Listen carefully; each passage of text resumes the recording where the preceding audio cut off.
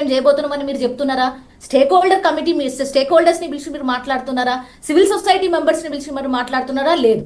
ఇంకొకటి 2003 నుంచి 2023 వరకు ఈ గత 20 ఏళ్లలో జరగని స్పెషల్ ఇంటెన్సివ్ రివిజన్ అనే ప్రక్రియ ఇప్పుడు అంటే 30 ఏళ్ళు 25 ఏళ్లలో జరగలేంది 30 ఏళ్ల నుంచి ఇబ్బందులు ఉన్న ప్రక్రియని మీరు 30 రోజులు ఎందుకు చేస్తుండ్రు? ఎందుకు ఈ తొందర? ఈ స్పెషల్ ఇంటెన్సివ్ రివిజన్ చేయడానికి ఎందుకు ఈ తొందర? మీకు ఈ తొందరపాటుకు రెండు కారణాలు. ఇప్పుడు అసలు అంశం ఎందుకంటే మీరు గత 2019 కాదు 2015 నుంచి మీరు చూసినట్లయితే ఏ రాష్ట్ర ఎన్నికలైనా ఏ సార్వత్రిక ఎన్నికలు జరిగిన 2 సార్లు అయినా మహిళా ఓటుతోనే ప్రభుత్వాలు ఏర్పడుతున్నాయి, మహిళా ఓటుతోనే ఉన్న ప్రభుత్వాలు ఓడిపోతున్నాయి. ఇది ఆల్మోస్ట్ ఒక 3 నుంచి 4% వరకు మ్యాసివ్ మహిళల ఓటింగ్. అంటే మీరు ఎక్కడన్నా చూడండి, ఊర్లల్లో గ్రామాలలో మహారాష్ట్ర, జార్ఖండ్, ఉత్తరప్రదేశ్, తమిళనాడు, తెలంగాణ, కర్ణాటక, ఇప్పుడు జరగబోయే కేరళ, లేదా మొన్న రీసెంట్ గా జరిగిన ఢిల్లీ, ఎక్కడ చూసినా మహిళా ఓటర్లు ఒక 15 ఏళ్ల కిందట లాగా ఇప్పుడు నేను ఏదో గుంగటేసుకొని నేను ఓటర్ బ్యాలెట్ కి పోతా. మా స్వయంగా నాకు ఎన్నో చాలు గుర్తుంది, మా అమ్మ నేను చిన్న ఉన్నప్పుడు నేను ఎవరికి ఓటేయాలని మా నాన్నని అడగడం. కాబట్టి మహిళలు ఒక గత 15 ఏళ్ల నుంచి 10 ఏళ్ల నుంచి YouTube, social media, TV, news paper, అదే ఎస్పెషల్లీ చదువుకోవడం, అంటే చదువు అవుట్కమ్, జెండర్ డ్రివెన్ అవుట్కమ్స్ అన్ని రంగాలలో ఇంప్రూవ్ అవ్వడం ద్వారా మీరు గ్రామీణ ప్రాంతంలో ఉండే ఒక ముసలమ్మ కూడా ఇవాళ నాకు ఎవరు పెన్షన్ ఇస్తే నేను వాళ్ళకే ఓటేస్తా బిడ్డ, నాకు ఎవరు నాకు వృత్తి ఇస్తే నేను వాళ్ళకే ఓటేస్తా అమ్మ అనే సిచ్యువేషన్ లో ఇవాళ అదొకటి. ఆఫ్టర్ మ్యారేజ్ తర్వాత మేడం, ఆఫ్టర్ మ్యారేజ్ తర్వాత ఇప్పుడు ఏదైతే వాళ్ళ పేరెంట్స్ పేరే ఉంటుంది మ్యారేజ్ ముందు, ఆ తర్వాత కూడా అదే కంటిన్యూ అవ్వడాన్ని, దాని వల్ల కూడా కొంచెం ఇబ్బందులు అవుతున్నాయి, దాని వల్ల కూడా తీసేయడం జరుగుతుంది, ఇట్లాంటివి చెప్తున్నారు కదా, నిజమేనా అది? అది ఒక టెక్నికల్ ఇష్యూ. ఇది టెక్నికల్ ఇష్యూ అండి. ఎందుకంటే ఇప్పుడు నేను చెప్పే అంశం ఏంటంటే, సో ఇప్పుడు ఎందుకు మహిళా ఓటర్ల మీద ఫోకస్ పెరిగింది? ఇప్పుడు మీరు తమిళనాడులో 2,60,000 మంది మహిళా ఓటర్లని డిలీట్ చేశారు. మొన్న మధ్యప్రదేశ్ ను 24% మంది మహిళల ఓట్లు, అంటే ఆల్మోస్ట్ 4.5 లక్షల మహిళల ఓట్లు డిలీట్ చేయమని. ఎక్కువగా మ్యారేజ్ పెళ్ళైన వాళ్ళవే అవన్నీ కూడా కదా. కొంతవరకు వివాహితులు ఉన్నారు, అందరూ వివాహితులు లేరు కదా. నేను గత 10 ఏళ్ళ నేను ఢిల్లీలో ఉన్నప్పుడు నా ఓటు హైదరాబాద్ లోనే ఉండేది. నేను ఢిల్లీలో ఉన్నప్పుడు నా ఓటు ఇక్కడ డిలీట్ చేయలేదు, నాకు అప్పుడేం పెళ్లి కాలేదు. కాబట్టి ఓన్లీ వివాహిత మహిళలే చేస్తున్నారు అనేది కొంతవరకు వాళ్ళు వెరిఫైబుల్ డేటా ప్రజల మధ్యలో పెట్టి ఇప్పుడు మేము అన్నట్టు ట్రాన్స్పరెంట్ గా ఉండి ఈ కారణాల వల్ల మేము డిలీట్ చేస్తున్నాము, ఈ కారణాల వల్ల మాకు డాక్యుమెంటేషన్ లేదు, ఈ ప్రక్రియతోటి మేము చేస్తున్నాం అనే ట్రాన్స్పరెన్సీ ఇక్కడ ఉందండి.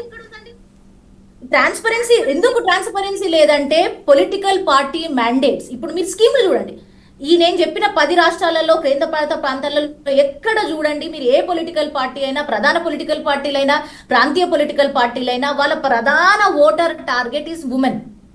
మహిళలు ఇవాళ ఉన్న ప్రభుత్వాన్ని తీసేయగలుగుతారు, కొత్త ప్రభుత్వాన్ని తీసుకొస్తారు.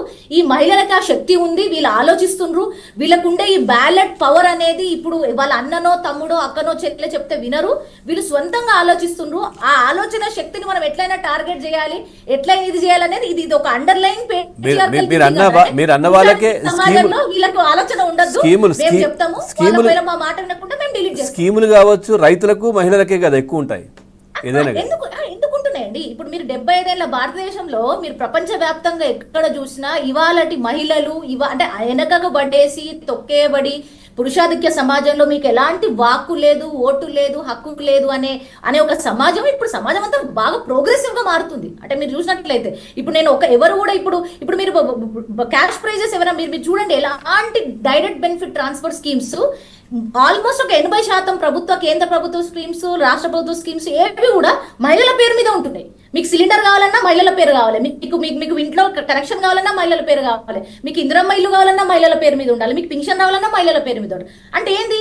ప్రపంచ వ్యాప్తంగా ఈ కొత్త ఒరవడి, అంటే ఈ విప్లవ ఒరవడి ఏదైతే ఉందో, మహిళలు లేకుండా, మహిళల భాగీదారి అంటే వాళ్ళ పార్టిసిపేషన్ లేకుండా ఎలాంటి ప్రభుత్వాలు గానీ, ఎలాంటి పాలసీలు గానీ, ఎలాంటి దేశాలు గానీ ముందుకు వెళ్ళలేవు అనే అంశం నేను మీరు అన్నది కాదు. రేషన్ కార్డు కూడా వాళ్ళ పేరే కదా. రేషన్ కార్డు కూడా యజమాని అంటే వాళ్ళ నుంచే వస్తుంది, యజమాని మహిళ దగ్గర నుంచి రేషన్ కార్డు కూడా అదే. కాబట్టి ఈ మహిళల ప్రాముఖ్యత అనేది అనేది చాలా పెరిగింది, గణనీయంగా పెరిగింది, విప్లవాత్మకంగా పెరిగింది. కాబట్టి ఇట్లా డిలీట్ చేయడం అనేది చాలా మహిళలకు వ్యతిరేకంగా ఉంటుంది. అంటే రాజ్యాంగం కల్పించిన హక్కులకి వీళ్ళు వ్యతిరేకంగా వెళ్తుండ్రు. అంటే ఇప్పుడు ప్రస్తుతానికి మీరు ఏం చేయాలి? ఎలక్షన్ కమిషన్ ద్వారా మీ పద్ధతిని మేము తప్పనట్లేదు, మీరు వేసే ప్రక్రియని చట్ట ప్రకారం చేస్తుండ్రు. మరి మీరు డిలీట్ చేసినప్పుడు మీరు ఎందుకు డిలీట్ చేసినని మీరు ప్రజలకు చెప్పాలి కదా. మీరు ఇప్పుడు ఏమన్నా అంటే వివాహిత మహిళల పేర్లే తీస్తున్నాను అంటున్నారు. మరి 10th క్లాస్ సర్టిఫికేట్ ఉంది కదా. ఇప్పుడు మీరు బీహార్ SIR ప్రాసెస్ లో 12 డాక్యుమెంట్ చూపించాలని అడిగినారు. ఆ 12 డాక్యుమెంట్ లో బర్త్ సర్టిఫికేట్ ఉంటుంది కదా, 10th క్లాస్ సర్టిఫికేట్ ఉంటుంది కదా, రెసిడెన్సీ సర్టిఫికేట్ ఉంటుంది కదా. ఇవేవి కాకుండా ఓన్లీ ఇంటి పేరుతో మీరు డిలీట్ ఎట్లా చేస్తారు? అంటే ఈ ప్రక్రియకు ఒక సైన్స్ అనేది ఉండాలి కదా. మీకు ఎలాంటి సైంటిఫిక్ పద్ధతి లేకుండా మేము డిలీట్ చేసినాం, మ్యాసివ్ గా డిలీట్ చేసుకుంటూ పోవడం ప్రక్షాళన చేయాలి. ప్రక్షాళన అవసరం. ఇందాక చక్రవర్తి గారు అన్నట్టుగా ఇన్ఫర్మేషన్ అయితే కంపల్సరీ కదా, ఇవ్వట్లేదు అనేది వాళ్ళకి ఇంటిమేట్ చేయాలి తీసుకున్నామని. ఇప్పుడు ఎందుకు ఎలక్షన్ కమిషన్ ఆఫ్ ఇండియా ఒక కాన్స్టిట్యూషనల్ బాడీకి ఇప్పుడు ఎందుకు ఈ లెజిటిమసీ క్రైసిస్, అంటే వాటికి ఉన్న చట్టబద్ధత ఎందుకు ఇప్పుడు క్రైసిస్ లో ఉన్నది? ఎందుకు క్రైసిస్ లో ఉందంటే మీరు మెషిన్ రీడబుల్ ఇవ్వండి. ఇప్పుడు నా పేరు మీరు డిలీట్ చేసిండ్రు, ఈ డిలీట్ చేసిన జాబితాని మీరు మెషిన్ ద్వారా రీడ్ అయ్యే ఒక మెషిన్ రీడబుల్ ఫార్మాట్స్ లో మాకు ఇవ్వండి. మహిళా సంఘాలు కానీ, సివిల్ సొసైటీస్ కానీ, పార్టీ వర్కర్స్ కానీ, పొలిటికల్ పార్టీలు కానీ ఆ మెషిన్ రీడబుల్ ఓట్స్ తీసి అమ్మ నీ పేరు ఎందుకు పోయింది, అమ్మ నీ పేరు అందుకు పోయింది అని చెప్పొచ్చు కదా రీజన్స్. మీరు ఎలాంటి రీజన్స్ చెప్పకుండా అంటే దీన్ని ప్రజాస్వామిక విప్లవంలో ఒక 3 దశలుగా మనం చూస్తే, ఒక ప్రజాస్వామిక విప్లవం అందరికీ ఓటు ఇవ్వడం, రెండో ప్రజాస్వామిక విప్లవం SC ST OBCలు మహిళలు వీళ్ళందరూ వచ్చి ఓట్లు వేయడం. యోగేంద్ర యాదవ్ గారు దీని మీద ఒక పుస్తకం కూడా రాసిండ్రు. తర్వాత క్రిస్టఫర్ జాఫర్లెట్ అనే ఒక పొలిటికల్ సైంటిస్ట్ గారు దీన్ని సైలెంట్ రెవల్యూషన్ అని కూడా అన్నారు, అంటే నిశ్శబ్ద విప్లవం అన్నారు. ఈ 3వ దశ ప్రజాస్వామిక విప్లవం లేదంటే మహిళలు ఓటర్లు, అంటే ఎవరైతే విప్లవాత్మకంగా మాకు ఈ సంస్థలు కానీ ప్రభుత్వాలు కానీ మాకు అనుకూలంగా ఉండాలి, మా చట్టాల పక్కన మాకు హక్కులు ఇవ్వాలి అని మహిళలు ఆలోచన చేసి ఎప్పుడైతే ఇప్పుడే కొంతవరకు మీరు వాళ్ళందరినీ డిస్కరేజ్ చేస్తున్నారు. అంటే సంస్థాగతంగా మీరు వాళ్ళని వివక్ష చేస్తున్నారు. ఇప్పుడు మీరు స్కీమ్లు ఉన్నాయి, ఇప్పుడు మీరు పోలియో అంటున్నారు, పిల్లలకి ఎట్లా పెంచాలి, వ్యాక్సినేషన్లు, ఈ స్కీమ్ లాస్ట్ మీద ఇంత మ్యాసివ్ పబ్లిసిటీ చేస్తున్నారు. మీరు మహిళల ఓటర్లు డిలీట్ అయినాయి, అమ్మ మీరు ఈ కేంద్రానికి రండి, మిమ్మల్ని మళ్ళీ మేము ఓటర్ జాబితాలో పెడతామని ఎక్కడ జరుగుతున్నాయి స్కీమ్స్ చెప్పండి. అంటే భారతదేశంలో 50% మంది, 150 కోట్లలో 50% మంది ఉన్న మహిళలని మీరు డిలీట్ చేసేసి ఎలాంటి స్వాంతన లేకుండా, ఎలాంటి సైన్స్ లేకుండా, ఎలాంటి అంటే ఆప్షన్ ఏంటి? ఇప్పుడు నా ఓటు, ఇప్పుడు 20 రోజుల ఎలక్షన్ పెట్టుకొని నా ఓటు పోతే నేను ఎక్కడ పోవాలి? నేను ఒక రోజువారీ పని కావచ్చు, నేను రోజువారీ కూలీ చేసే వ్యక్తిని కావచ్చు, నేను గ్రామీణ ప్రాంతంలో ఉండొచ్చు కావచ్చు. వీటన్నిట్లలో ఎవరికైనా ప్రధానంగా ఇబ్బంది అవుతుందంటే గ్రామీణ ప్రాంతంలో నిరక్షరాస్యుడైన గిరిజన ప్రాంతంలో ఉండే మహిళలు కానీ, ఎలాంటి సాంకేతిక సాధనాలకు ఎలాంటి యాక్సెస్ లేని వాళ్ళకి ఇది ఒక చెంపపెట్టులాగా ఉంటుంది. అంటే 75 ఏళ్ల భారతదేశ స్వతంత్రంలో ముందుకెళ్ళిన మహిళా హక్కులను మీరు వెనక తీసుకొస్తున్నారు. డిలీషన్ కి ఎవరు వ్యతిరేకులు కారు, డిలీషన్ చేయాలి, ప్రక్షాళన చేయాలి. కానీ మీరు ఈ రకంగా ఓన్లీ మహిళలను డిలీట్ చేసి మీరు దానికి ఆప్షన్ ఏందండి? ఆప్షన్ కూడా మీరు చూపించాలి కదా. అసలు ఎలక్షన్ కమిషన్ మ్యాండేట్ ఏంది? Election commission of India mandate మీరు మినహాయింపు ద్వారా ఓటు హక్కు ఇవ్వడం కాదు, అంటే ఎక్స్క్లూజనరీ పద్ధతిలో మీరు ఓటు హక్కు ఇవ్వద్దు. అంటే వీళ్ళు లేరు ఉన్నోళ్ళకి ఓటు హక్కు ఇస్తాం, అది కాదు election commission mandate. Election commission mandate అందరినీ చేర్చాలి. మీరు చేర్చినాక ఆలోచించాలి, మీరు తీసేసినాక ఆలోచన చేయొద్దు.